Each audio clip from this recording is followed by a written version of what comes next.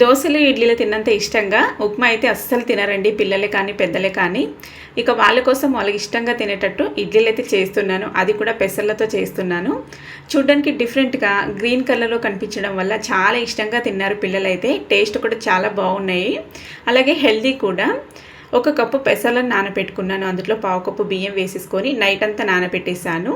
ఇంకా పొద్దున అందులోకి మిక్సీ జార్లో వేసేసుకొని కరివేపాకు, పచ్చిమిర్చి, జీలకర్ర వేసేసుకొని ఇక్కడ చూపించిన విధంగా మెత్తగా మిక్సీ పట్టుకొని రుచికి సరిపడా ఉప్పు, 1 టేబుల్ స్పూన్ నూనె, అలాగే పావు టీ స్పూన్ అంతా వంట సోడా వేసుకొని అంతా ఒకసారి బ్యాటర్ అయితే బాగా మిక్స్ చేసి ఇడ్లీ ప్లేట్లోకి వేసేసుకొని ఒక 10 నిమిషాలు స్టీమ్ చేశారంటే చక్కగా గ్రీన్ కలర్లో మనకి ఇడ్లీలు అయితే రెడీ అయిపోతాయి. బరువు తగ్గడానికి, అలాగే డైట్లో ఉన్న వారికి, ఓవర్ వెయిట్ ఉన్న వాళ్ళకి హై ప్రోటీన్ బ్రేక్ఫాస్ట్ అయితే ఇడ్లీలు చాలా బాగుంటాయండి.